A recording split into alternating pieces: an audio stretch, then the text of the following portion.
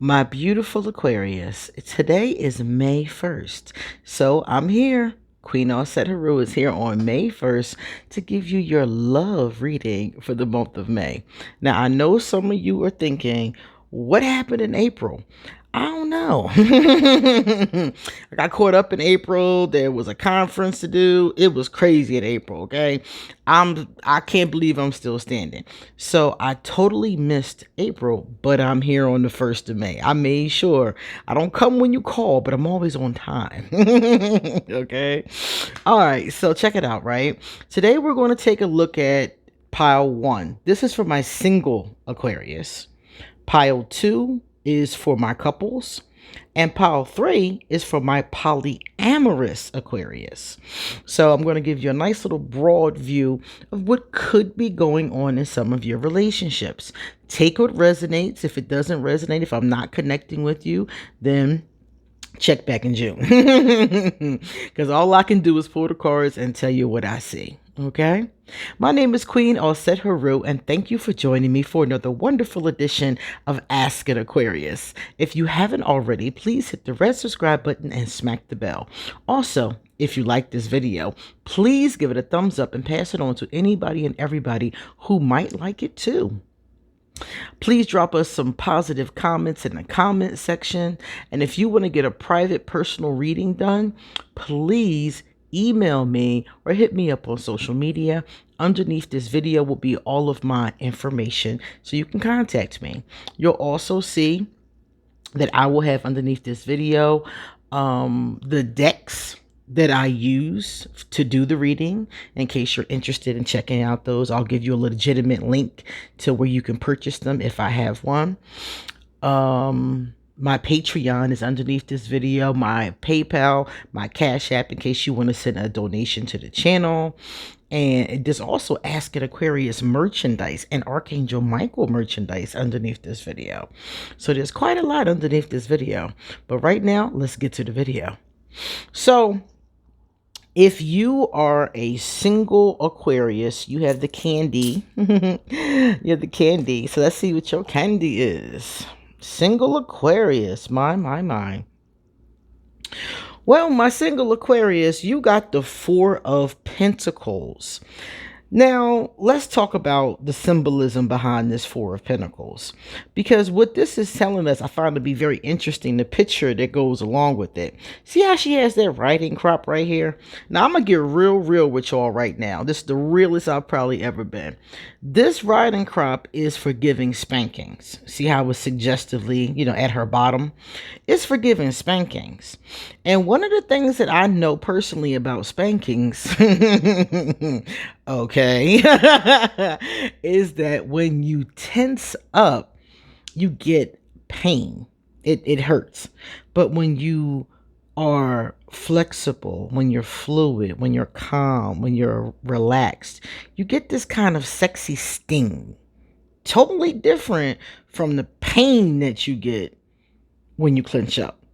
I know that sounds strange, but the sensation is different to the skin, to the pores, to the body. So if you want an enjoyable spanking, you need to relax. So what is this telling you? Well, single Aquarius is telling you that you're a tad bit rigid. Your thinking, and as far as your love life is concerned, it's a little rigid. So you're not getting the plenitude, the pleasure, the you're not getting what the universe wants to give you. You're getting ready to see what the universe wants to give you, and you're not getting it in this moment because your thinking is rigid, your behavior is a little bit rigid. And I know some of y'all sitting there thinking to yourself, what do you mean you're getting ready to see?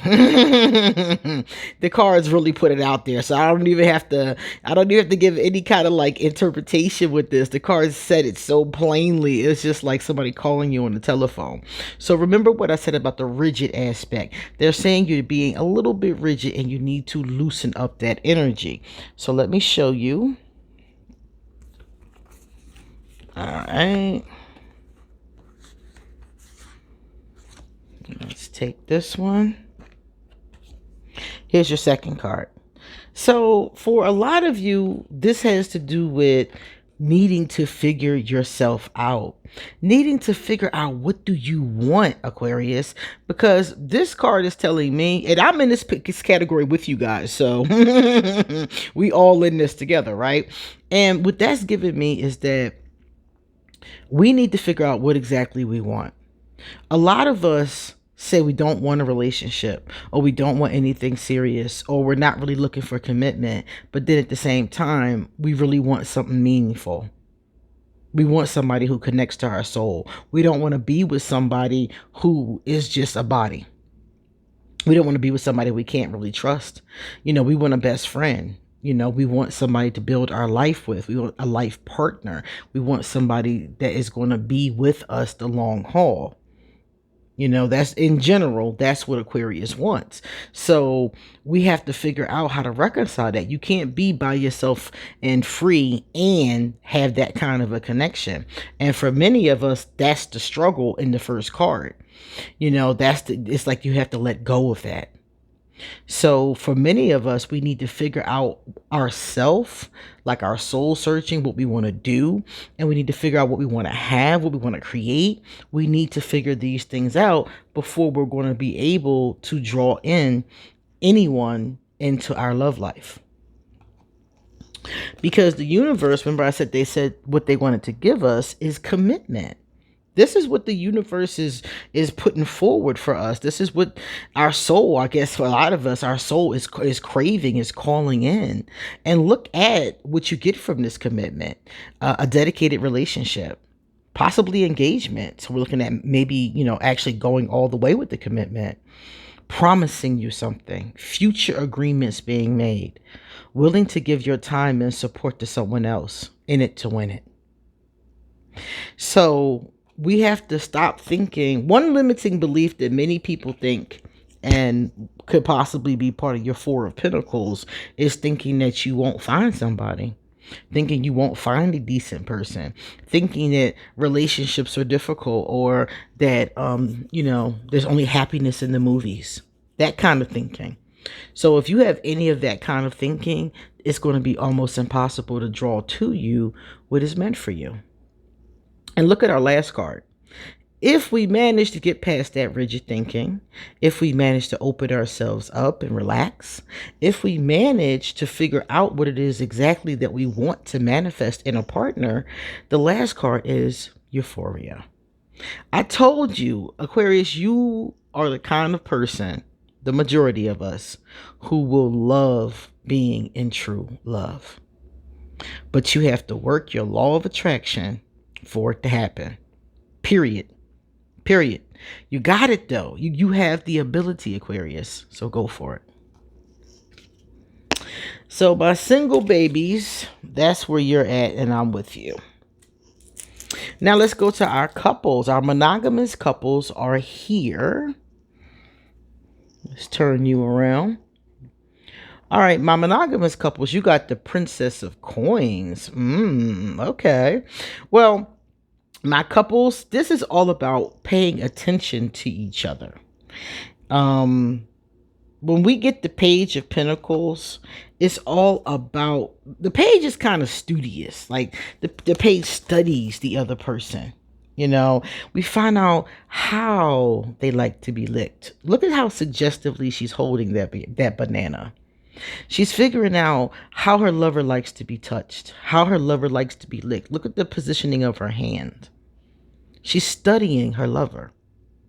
So couples, you should be studying each other. Some of you already know each other pretty well, and maybe you're not really putting into actualization. Maybe you're not doing the things that you know your lover likes. Maybe you've gotten into a routine, or things have gotten boring, or you've gotten busy, or something along those lines. But that's fine. You already know it.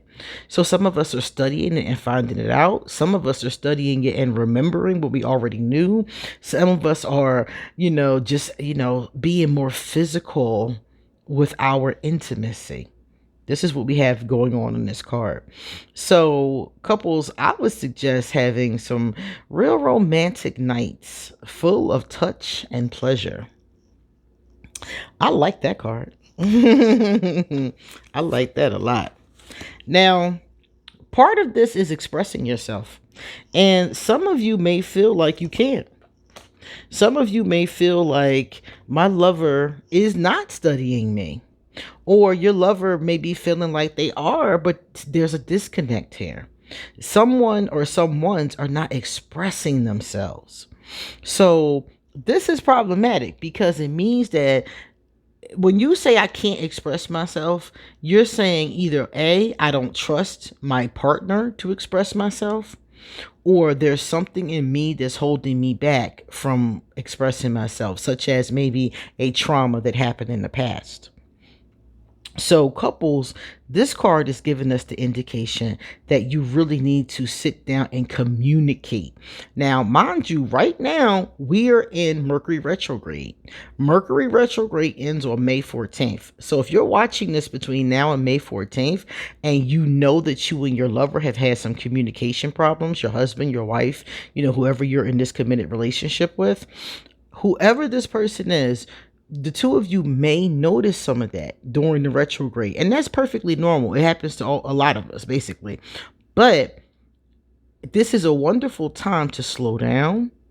It's a wonderful time to review the things you may have already talked about. It's a wonderful time to communicate is what this is giving me. Okay, so if one of you or both of you are feeling like you can't express yourself, it's time to sit down and figure out why and work through that. And Spirit is saying that it's going to take some compromising for many of you. For some of you, that's really where the issue lies. That's why you can't or don't want to express whatever it is you need to express, because it says here that some compromising needs to go on. One of you might be giving too much of yourself. And sometimes that's hard. Sometimes it's hard to tell a person, I feel like I'm giving too much of myself and not receiving enough back. And it's not about tit for tat, but it is about reciprocity. So some of you, this is going to be a large problem. And how come you're unable or have been unwilling to express yourself? So we need some mutual understanding on ways that you can make each other happy. It shouldn't just be one person making the other person happy all the time. It should be, again, that reciprocity, that back and forth. Sharing the weight of the load. So like whatever financial or emotional, whatever mental, whatever kind of, load you guys are sharing, it should be shared. It shouldn't be one person, carrying 80% or 100% while the other person does nothing. Regardless of your situation, you should be supporting each other. And this is more than a relationship. It's a partnership. Yeah, I think all romantic relationships are partnerships. It can be argued all relationships are partnerships, really, but we're talking about romance today. So your relationship is a partnership. Treat the person that you're with like they're your partner, not like different people make different mistakes with this. I've had partners treat me like I'm their child, which I really don't like. I've had partners treat me like I'm their mother, which I also don't like, So it's supposed to be a partnership. This is your peer. This is, the person that, is your equal. That's the way the relationship is supposed to be. And you guys got to compromise with each other. And the wonderful thing about this is that there's a lot of love here. For a lot of you, there is love here. You know something? All the time I've been doing readings, people will say, but I love her, but I love him. And I'm like, the love usually isn't the problem. Seriously, a lot of the times that I talk to somebody, they do have a level of feelings or love for each other. That's a very true statement. But that's not the problem. The problem is the effort. The problem is, putting forth, the effort to change or to do things or to compromise, as it says here, to study your partner, to learn what they need, to put in the work. A lot of times the effort, the work is the problem, not the feelings, not the love. Seems to me like that's the easiest part. So you have the love going on here, couples. You just got to do the work. And some of you probably already are doing this work. And if you are already doing it, continue, because this means that it's working. You know, for those of you that are working to work through any type of issues in a relationship, that's a good vibration. That means that if you keep compromising, keep expressing yourselves, keep on studying each other, keep on giving each other, keep putting effort into each other, it's going in the right direction. And if you're not doing that and your relationship is messed up, that's where you need to focus. All right, guys, that is awesome. And let's get to the third pile. My third pile is my polyamorous couple, thruples. I don't know what you call them. My polyamorous Aquarius hit me up and was like, yeah, so when we gonna get some love? Well, you getting it right now. You got the Two of Pentacles. The Two of Coins is the Two of Pentacles, but it's reversed, as you can see. So I'm going to read it reversed, but I'm going to show you the image in the upright so you can see what I'm talking about. Okay, so right here, let's move it over so I can see it. Yes. Oh, okay. Two of Pentacles. So, my poly couples, the Two of Pentacles is reversed. This is about messages. When the Two of Pentacles is reversed, it's about a lot of communication. And this is something that I always thought about poly couples. I tried a poly relationship once. It was only for a few weeks. I didn't like it. But but it wasn't because it was poly. It was because of the two people that I was involved with. I'm sure other people have a great time. I'm very sure. But what I'm looking at, I was thinking during that time and afterwards that it would probably be a lot of work. You know, for some of us, it's a lot of work just to maintain one partner, much less multiple partners. So the first thing I was thinking was that it'd be a lot of work. And this card indicates it is a lot of communication. Very important. So it's saying that not to forget the importance of communication with you and all the people that you're involved with. It might be three of you or more, whatever the case is, it doesn't really matter. All that matters is that you're honestly and openly communicating with each other. And this is what's going to keep it fun. This is what's going to keep it, you guys having a good time and enjoying each other's company, and to cut down on some of the issues that can come up naturally when human beings engage in relationships of all kinds. So this is really good. So it's talking about communicating with each other, talking to each other, and continuing to have fun. Look how playful my girl is. You know, she got her little costume. You know, it's like a playfulness to it, and maintaining that playfulness with each other. I love that. It seemed like to me, my poly couples, y'all the ones that's having the best time this month because y'all having fun, y'all sending messages, and now here we go. The heat between us is intense. So y'all got the heat going on, like with Prince. Remember that song? I feel the heat between me and you. I think it was what, Purple Rain? I think that was the song. No, it wasn't When Doves Cry. Maybe it was When Doves Cry. And you guys got that going on. It's the heat, it's the passion, it's the intensity. And this is a fun thing. This is a fun energy for many of you. Now, some of you may not be finding it to be so much fun. We're going to find out in one of the last cards. But for most of you, this intensity is passion. It is a good time, it's enjoying the relationships. And I love that aspect. You have problems, you have issues, you have things you have to deal with like everybody else. But for this month, it looks like a lot of you are going to be having a good time. And here, excuse me, there we go. And here we're seeing some of what that good time is going to be. Let's turn this around so we can read it. Affection. Okay, so you guys are going to be fulfilling your needs. That's awesome.